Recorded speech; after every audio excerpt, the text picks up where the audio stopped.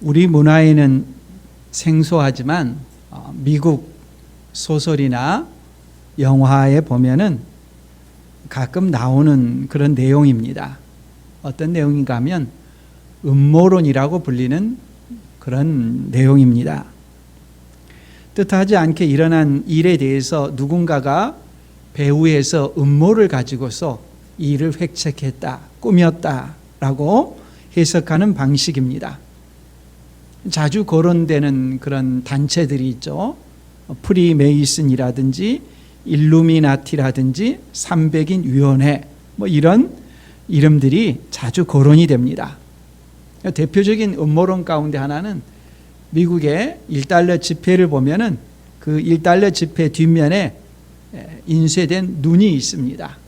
그 눈은 프리메이슨과 관련되어 있는데 황금의 힘으로 세계 정복을 목표로 그렇게 만들었다라고 한다든지, 전 세계를 운영하는 어떤 계획을 가지고서 300인 위원회라든지 이런 사람들이 세계 여러 가지 되는 일들을 결정하고 배후에서 조정해 나가고 있다. 전 세계를 지배할 계획을 지금도 실행 중에 있다.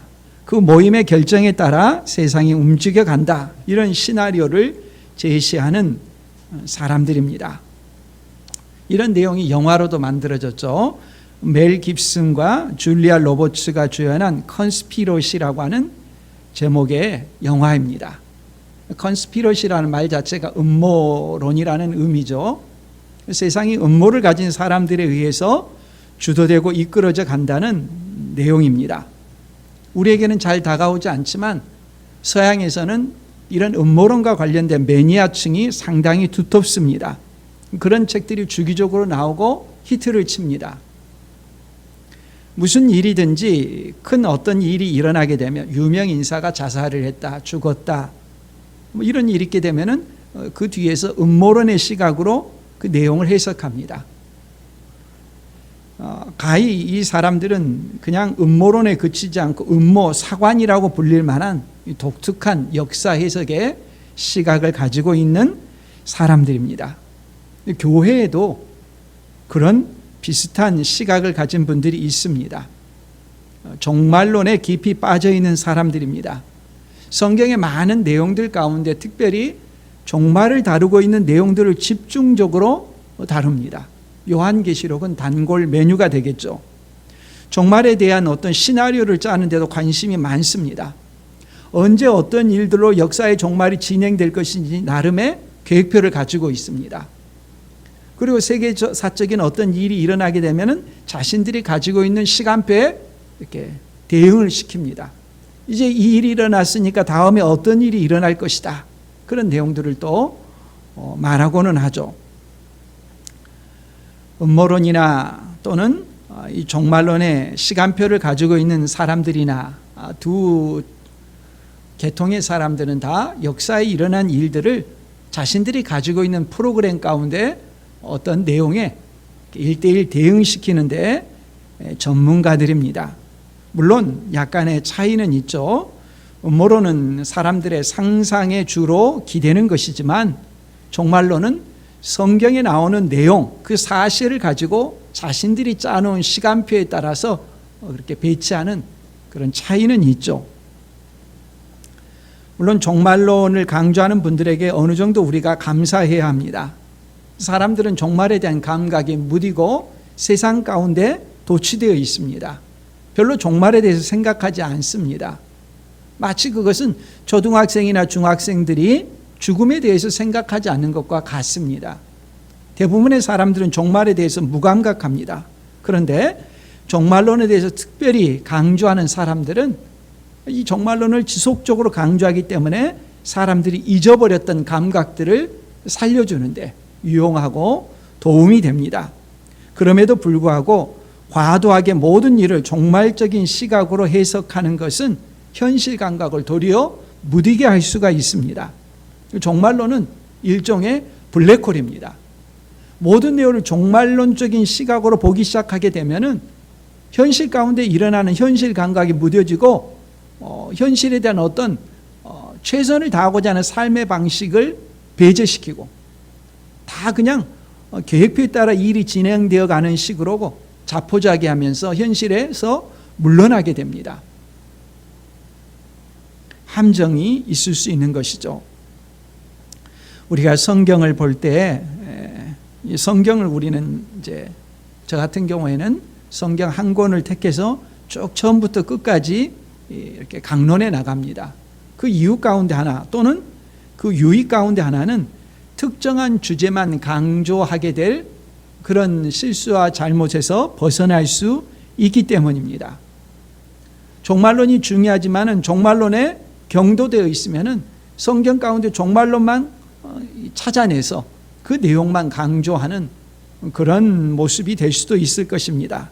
그러나 우리가 지금 종말론을 대하고 있는 것은 마태복음 24장, 25장은 종말론의 내용인데 성경 전체를 강의하는 가운데 성경이 강조하는 내용을 우리가 보고 있고 그 부분에서 이 내용을 다루고 있는 것입니다. 정말 성경에는 많은 주제들이 있는데 종말론도 대단히 중요한 주제입니다. 마태복음 24장, 25장 감람산 강화는 종말론의 주제인데 종말이 그러면 뭐냐?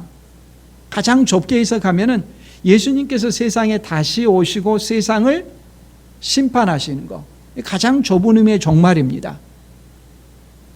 종말론자들은 이 부분에 시간표에 집중하는 경향이 있죠. 넓은 의미에 있어서 종말론이 있습니다. 넓은 의미에 있어서 종말론은 무엇이냐? 예수님께서 세상에 다시 오시는 그 순간부터 이미 종말이 시작됐습니다.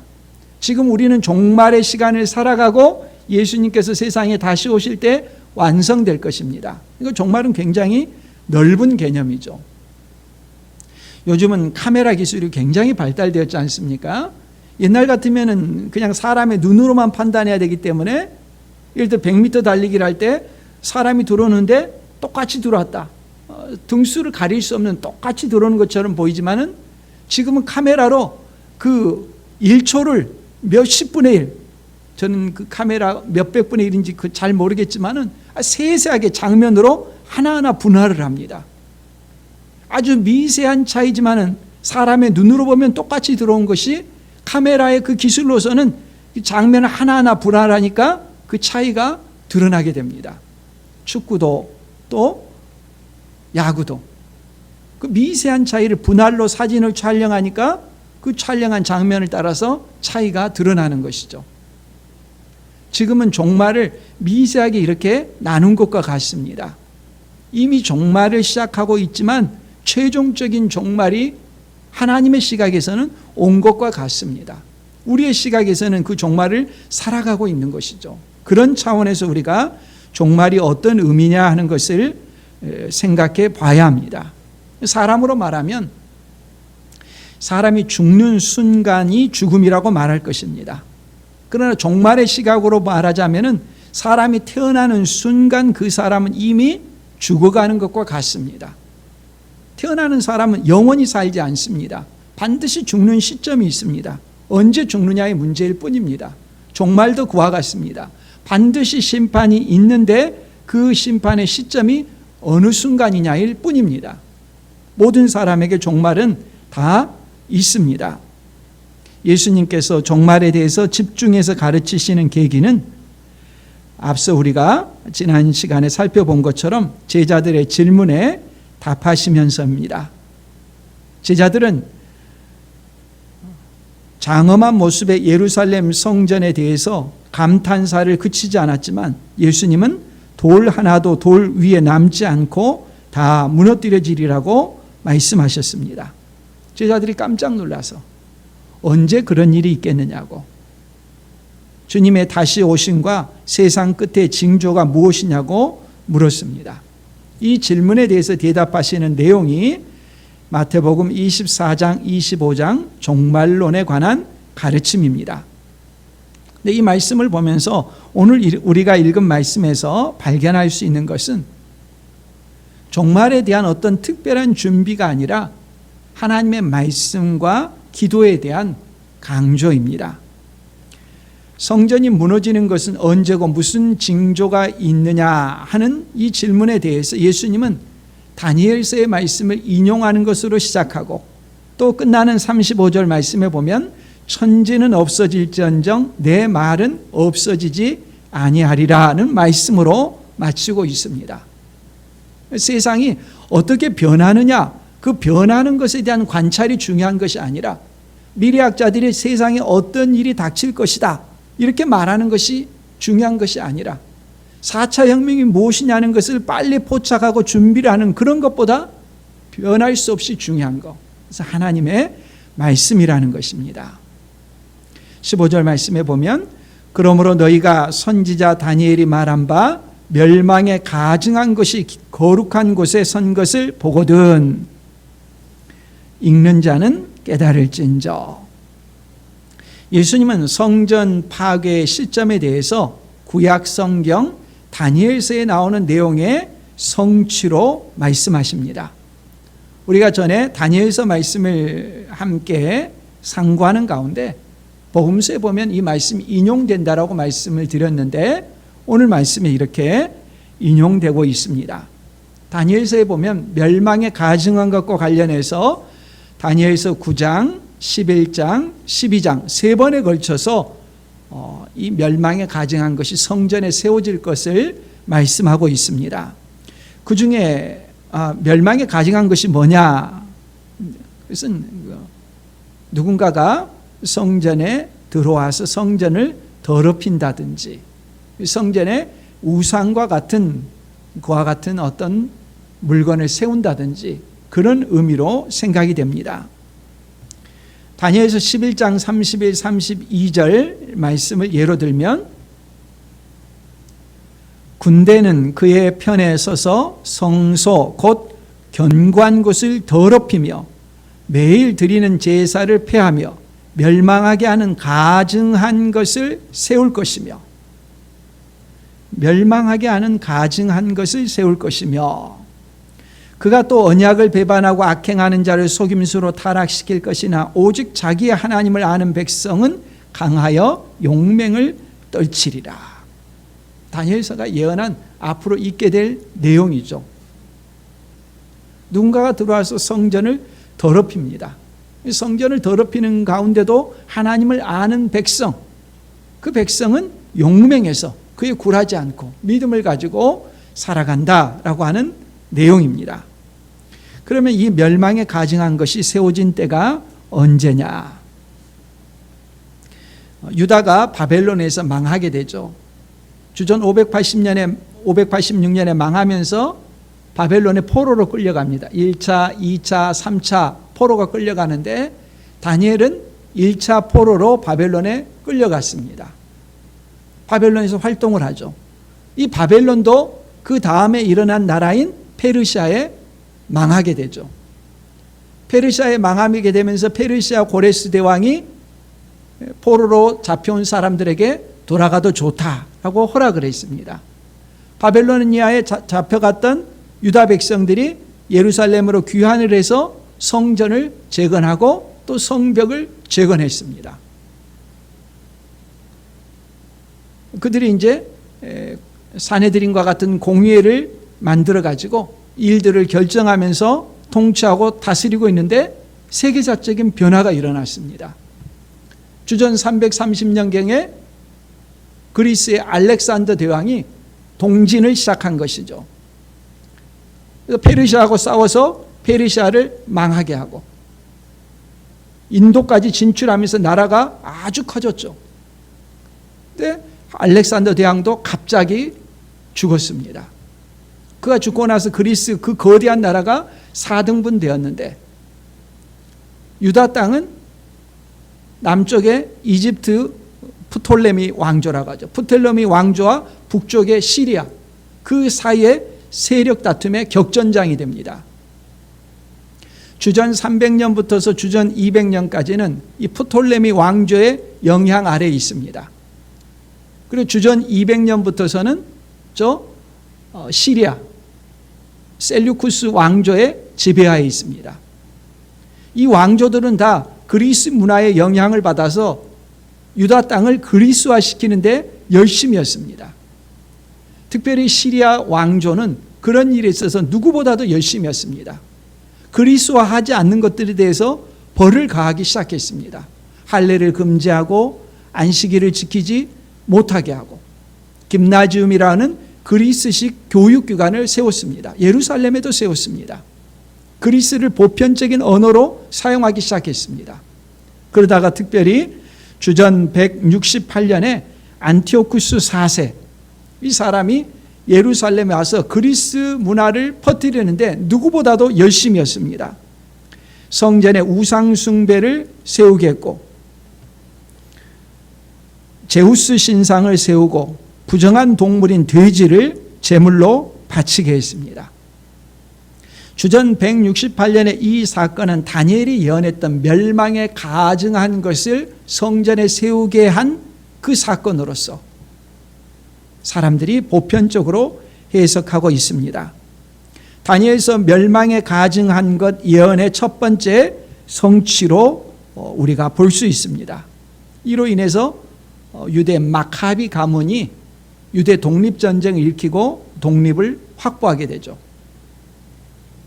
만일에 다니엘의 예언이 이 한 번의 성취로 끝났다면 예수님께서 본문에서 다니엘서 말씀을 다시 하시지 않았을 것입니다.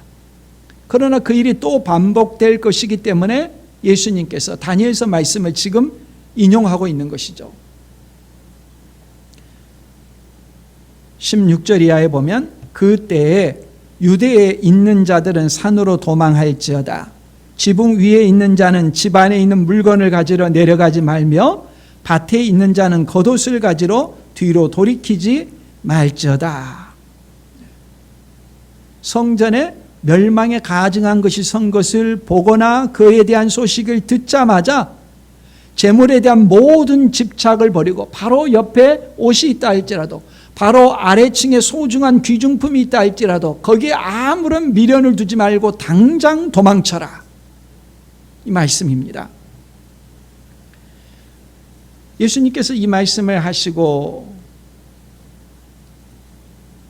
유대인들이 예수님께서 부활하시고 승천하신 다음에 AD 60년경에 60년대에 유대인들이 로마에 대항해서 반란을 일으켰습니다. 로마인들이 예루살렘을 공격하기 시작했습니다. 특별히 주후 70년에 디도 장군이 예루살렘을 함락시켰습니다. 놀랍게도 이때 그리스도인들은 그 자리에 없었습니다. 이 말씀을 기억하였기 때문입니다. 로마가 유다와 예루살렘을 공격할 때 사람들이 예루살렘이 안전하다고 생각하고 많은 사람들이 예루살렘으로 몰려들었습니다. 그 작은 도성에 예루살렘 성 안에 30만 명이 모였다고 합니다. 이 기록은 요세푸스라는 역사가 이 유대 전쟁을 직접 목격한 유대인 요세푸스가 역사로서 기록을 남겼기 때문에 우리가 알 수가 있습니다. 이 디도 장군이 예루살렘을 함락시킬 때 하나님의 말씀, 예수님의 이 말씀을 기억하는 이들은 이것이 그 예수님의 말씀에 해당한다는 사실을 알고 예루살렘을 떠나 요단강 건너 펠라라고 하는 마을로 다 옮겨갔습니다. 그러나 예루살렘이 안전하다고 생각하고 모여든 사람들 30만 명이나 되는 사람들은 비참한 최후를 맞았습니다. 기근으로 사람들이 서로를 공격했습니다. 누군가가 먹을 것이 있다는 소문만 들면은 사람들이 공격해 들어갔죠. 심지어 자녀를 먹는 경우들도 있었습니다. 요세푸스의 기록에 따르면 11만 명이 굶주림이나 칼로 죽었고 17세 이상 살아남은 사람들은 이집트 광산으로 보내졌고 17세 미만의 사람들은 노예로 팔려갔는데 그 수가 9만 명이 넘었다고 합니다. 예수님은 그날에 있게 될 비극에 대해서 연민의 마음으로 19절 이하에 이렇게 말씀합니다. 그날에는 아이벤 자들과 젖먹이는 자들에게 화가 있으리로다. 너희가 도망하는 일이 겨울에나 안식일에 되지 않도록 기도하라. 이는 그때에 큰 환란이 있겠습니다. 창세로부터 지금까지 이런 환란이 없었고 후에도 없으리라. 그런 환난이 있을 것에 대해서 미리 말씀해 주셨습니다.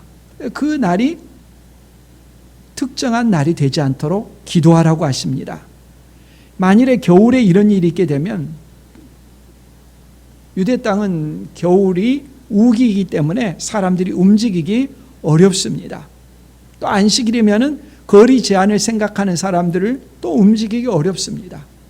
그런 일이 일어나지 않도록 기도하라고 말씀하십니다.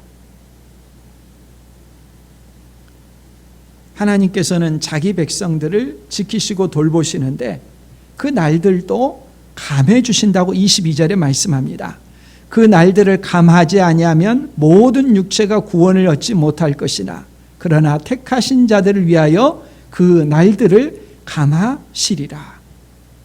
하나님께서 자기 백성들이 심판의 때 기도하게 하시고 그 심판의 징조를 알게 하시고 그것을 피할 수 있도록 길들을 열어주시고 기도하는 가운데 이 모든 일들의 진행에 대해서 알려주시겠다는 말씀입니다. 예수님 당대의 사람들은, 그 그리스도인들은 하나님의 은혜로 그 말씀을 받아들이는 사람들은 펠라로 도망을 쳤겠고 다 살 수가 있었던 것이죠. 환난 때가 되면 사람들은 누구나 그 위기를 타개해 줄 존재를 간절히 대망하기 마련입니다. 특별히 유대 백성들은 메시아 대망 사상이 있었죠.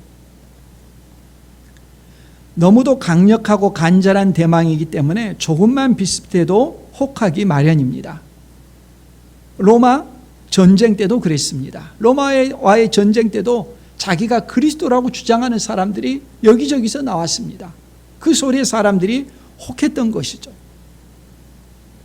물론 그리스도인들에게는 이제 다시 오실 그리스도에 대한 그런 소리가 되겠죠. 23절에 보면 그때에 사람이 너희에게 말하되 보라 그리스도가 여기 있다 혹은 저기 있다 하여도 믿지 말라. 종말에 관한 아주 중요한 가르침입니다. 그리스도가 여기 있다 저기 있다 이런 소문이 들리면은 그건 100% 거짓말, 가짜 뉴스라는 말입니다. 다시 오실 그리스도는 공개적으로 오십니다. 누가 정보를 주어서 비밀이 알 수 있게 오시는 것이 절대 아닙니다. 특별한 사람만이 알아볼 수 있는 방식으로 온다. 그건 그리스도가 아닙니다. 100% 거짓말입니다. 여기에 보면은, 여기에 가게 되면 우리의 모임에는, 어딘가에 있는 모임에는 그들이 그리스도가 오심에 대한 특별한 정보를 준다. 100% 거짓말입니다. 하나님의 말씀이 그렇게 말씀하고 있기 때문입니다. 25절 이하입니다. 보라 내가 너희에게 미리 말하였노라. 그러면 사람들이 너희에게 말하되 보라 그리스도가 광야에 있다 하여도 나가지 말고 보라 골방에 있다 하여도 믿지 말라. 번개가 동편에서 나서 서편까지 번쩍임 같이 인자의 임함도 그러하리라. 여기 있다 저기 있다 믿을 수 없는 소리들입니다. 번개가 번쩍이는 것 같이 누가 번개를 따라갈 수가 있습니까? 특별한 모임이나 장소에만 있다고 꼬드기며 소개한다면은 그건 그리스도가 아닙니다. 그리스도께서는 그런 식으로 비밀스럽게 다시 오시지 않습니다. 그리스도께서 다시 오실 때는 누구도 부인할 수 없도록 공개적으로 오십니다. 그리스도가 다시 오심에 대해서 그러면 또 사람들이 다른 소리를 합니다. 그리스도가 다시 오셨는데 자기들의 모임 가운데 있는데 얼마나 놀라운 표적과 이적과 기사를 행하는 줄 아느냐 와서 보라는 것입니다. 이단 모임에 가면 실제 그런 놀라운 기적들이 행해지기도 합니다. 그래서 이단 그런 기적을 행하는 교주를 그리스도처럼 생각하는 이들이 있습니다. 다 가짜입니다. 24절에 거짓 그리스도들과 거짓 선지자들이 일어나 큰 표적과 기사를 보여 할 수만 있으면 누구를? 택하신 자들도 미혹하리라. 아주 어렵고 힘든 시점에는 사람들이 지푸라기라도 잡고 싶습니다. 그런 어렵고 힘든 때에 누가 와가지고 자기들의 모임 가운데 있는 어떤 사람이 놀라운 기적을 행한다는 것입니다. 병원에서 고칠 수 없는 죽어가는 사람을 고쳤다는 것입니다. 귀신을 쫓아냈다고 합니다. 그런 일들이 실제 일어났습니다. 그런데 그 사람이 자기가 그리스도라고 말합니다. 그러면 100% 거짓말, 가짜라는 것입니다.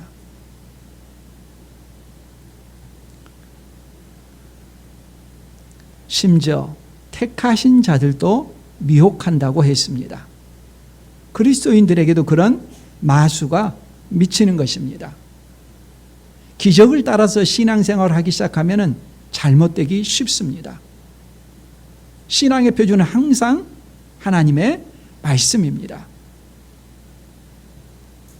주님은 자신을 소외시키는 방식으로 오지 않습니다. 그리스도인들을 소외시키는 방식으로 오지 않습니다. 하나님의 말씀을 신뢰하지 못하기 때문에, 예수 그리스도를 믿는 자에게 구원을 주신다는 이 약속의 말씀을 신뢰하지 못하기 때문에 자기의 삶이 흔들려가지고 자기는 소외시키고 다른 어떤 특별한 사람이나 집회에만 그리스도가 오시는 것처럼 생각한다면 그 사람 믿음의 기초가 잘못되어 있는 것이죠.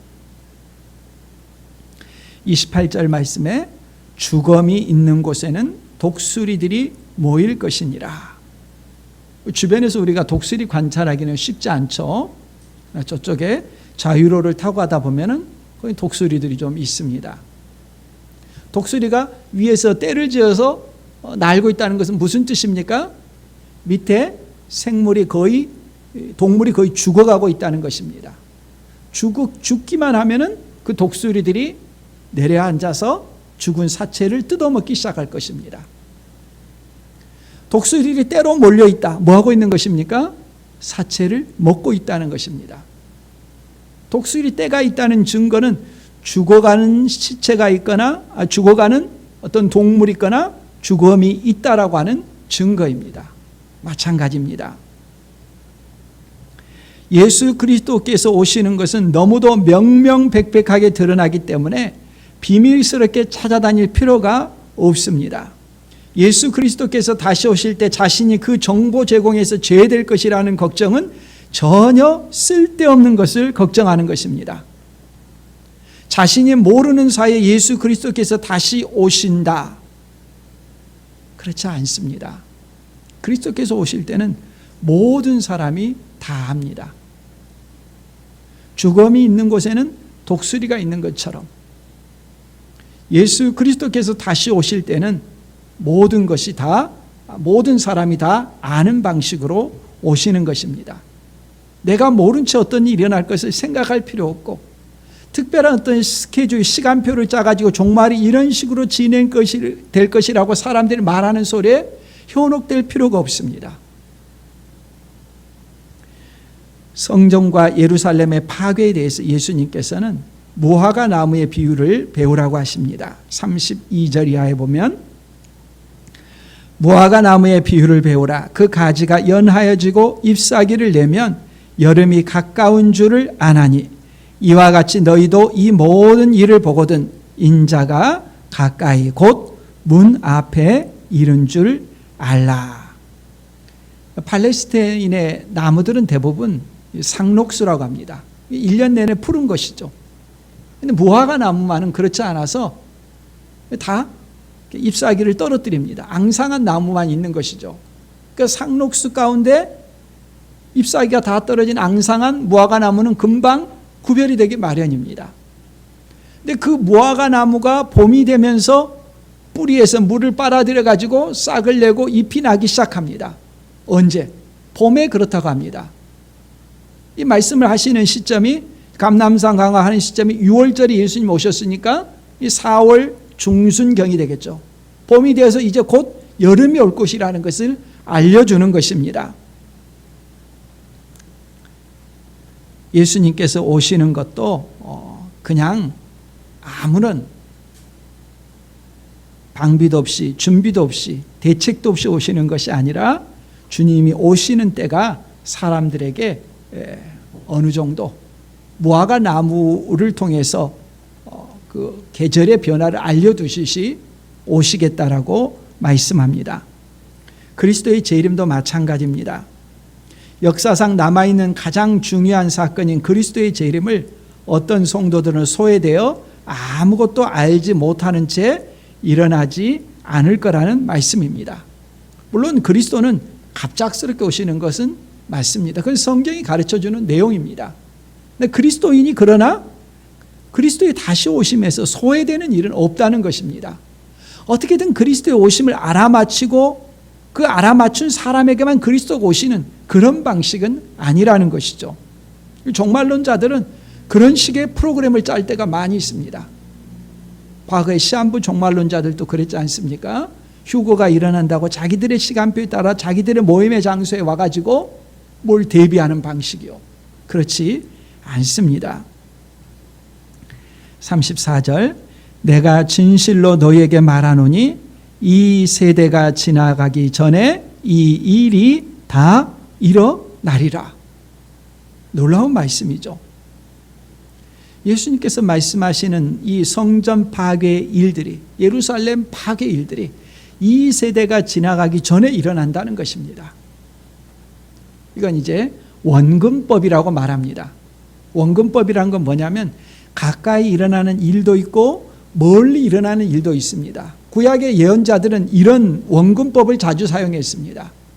가까이서 이 일의 성취가 일어나지만 이것이 궁극적인 것이 아니고 궁극적인 성취는 멀리서 일어납니다. 가까이서 일어난 일은 뭘까요? AD 70년에 이 세대가 지나가기 전에 예루살렘 성전과 예루살렘 성이 파괴되는 것입니다. 실현이 됐습니다. 궁극적인 실현은 원근법에서 더 멀리 예수님의 재림 때에 성취되게 될 것입니다. 여기서 중요한 표현 가운데 하나가 29절 이하의 표현입니다. 그날 환난 후에 즉시 해가 어두워지며 달이 빛을 내지 아니하며 별들이 하늘에서 떨어지며 하늘의 권능들이 흔들리리라. 그때 인자의 징조가 하늘에서 보이겠고 그때 땅의 모든 족속들이 통곡하며 그들이 인자가 구름을 타고 능력과 큰 영광으로 오는 것을 보리라. 그가 큰 나팔 소리와 함께 천사들을 보내리니 그들이 그의 택하신 자들을 하늘 이 끝에서 저 끝까지 사방에서 모으리라. 이 말씀을 보면은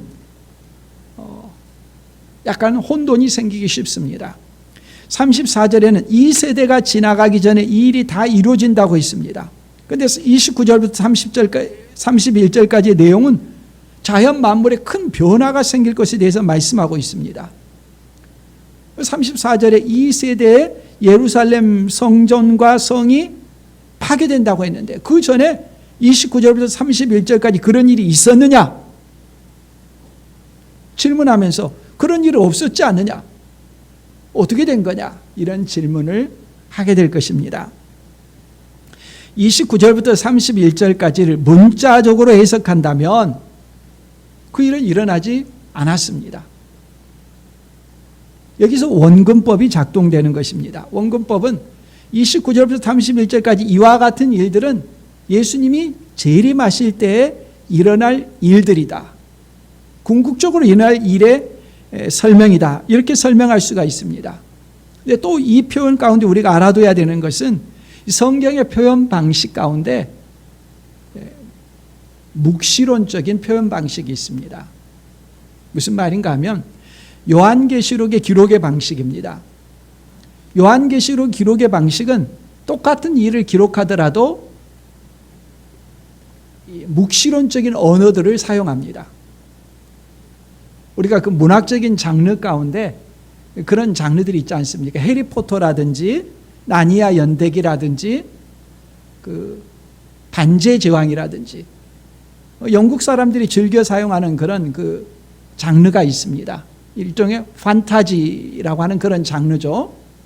그냥 스토리로 우리는 익숙하게 소설과 같은 장르에 익숙한데 그 사람들은 이 상상의 세계 관념의 용어들을 가지고서 서술합니다.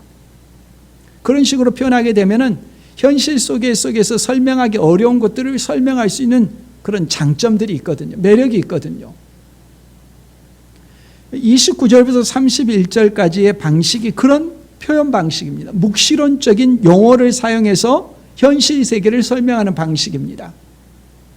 성경에 그런 방식들이 있습니다. 예를 들어 이사야 13장은 바벨론의 멸망에 대해서 설명하는 내용인데요. 이런 표현을 사용합니다. 이사야 13장 10절입니다.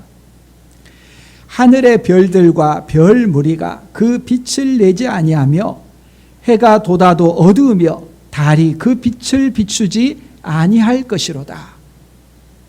바벨론의 멸망에 대해서 별, 해, 달 이 용어들을 빌려서 설명하는 것입니다. 우리는 그런 식으로 표현하지 않는데 성경은 그런 방식에 익숙한 것이죠.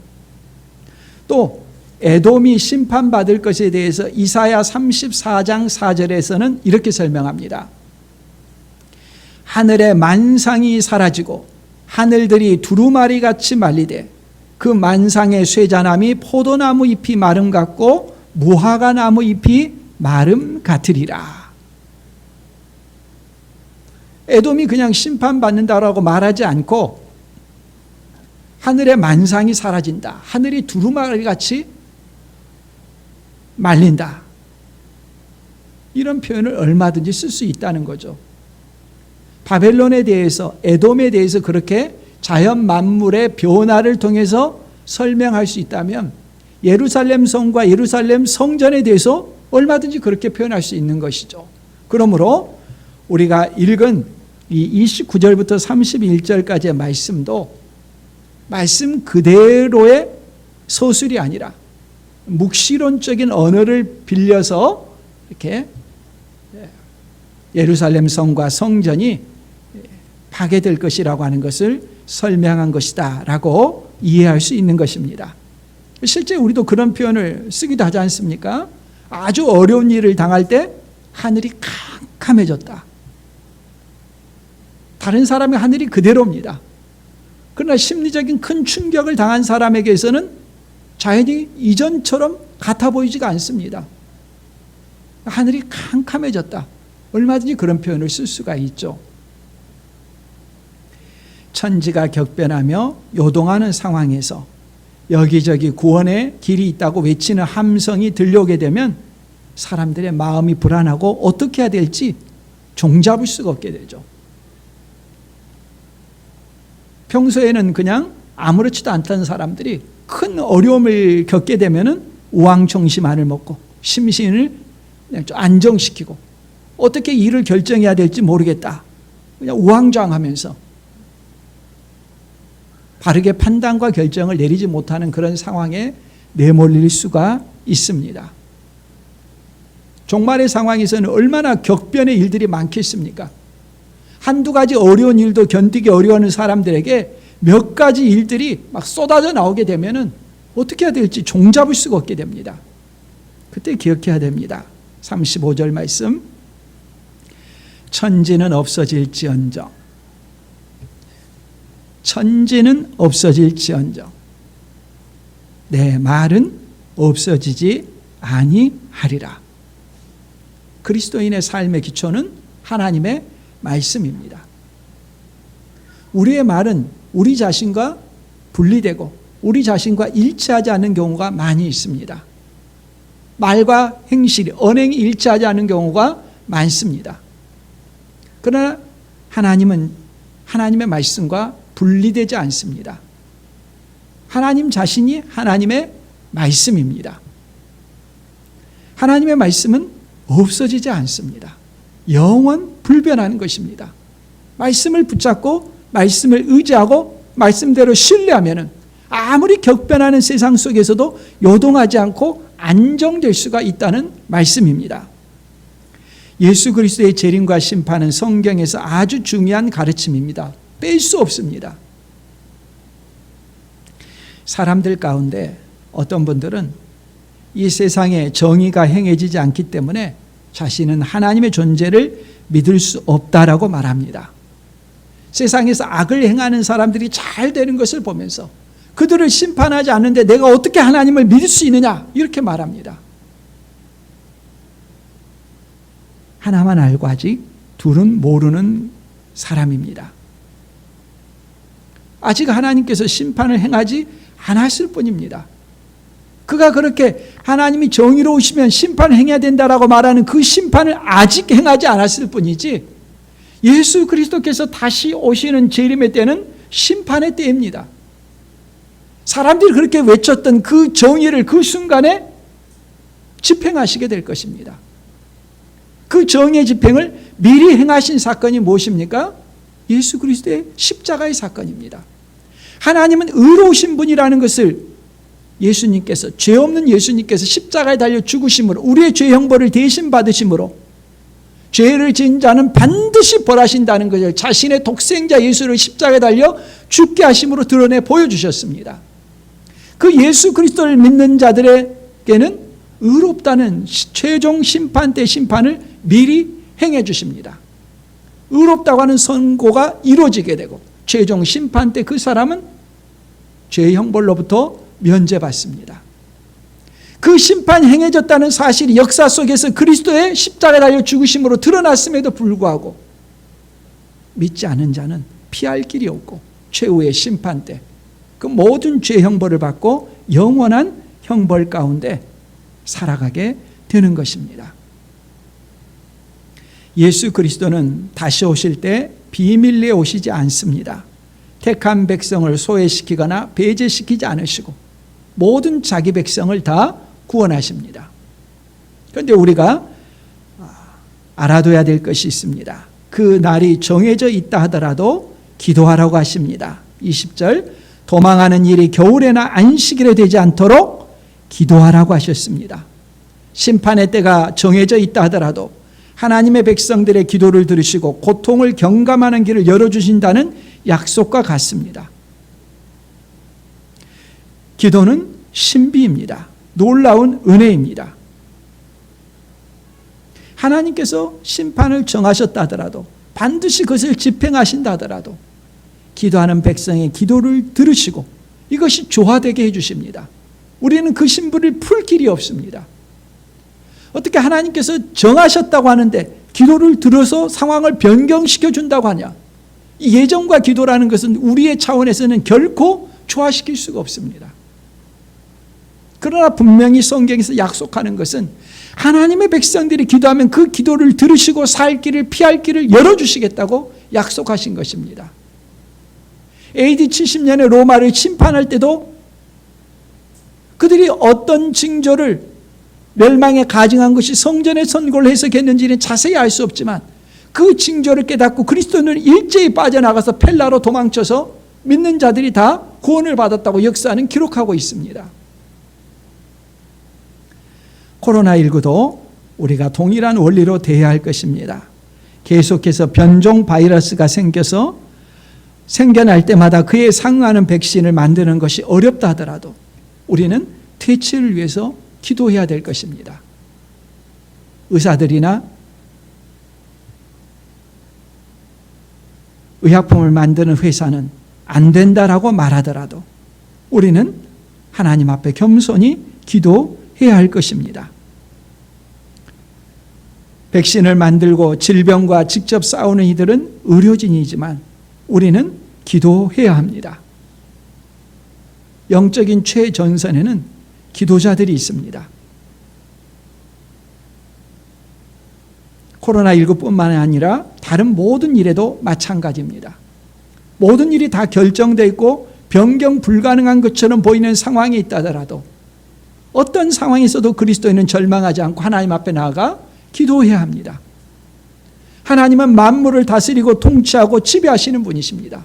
천지는 없어질지언정 눈에 보이는 모든 것이 견고해서 결코 변하지 않을 것처럼 보여도 그 모든 것들은 다 사라지게 되어 있습니다. 그러나 주님과 하나인 주님의 말씀은 변하지 않고 주님의 약속의 말씀을 붙잡고 하나님 앞에 나아가 기도하는 백성의 기도를 들으시겠다고 약속해 주셨습니다. 예수님을 믿는 것은 예수님께서 우리에게 주신 말씀을 신뢰하는 것과 같습니다. 예수님의 이 말씀을 들은 사람들 가운데 황당하게 생각하는 사람이 있을 것입니다.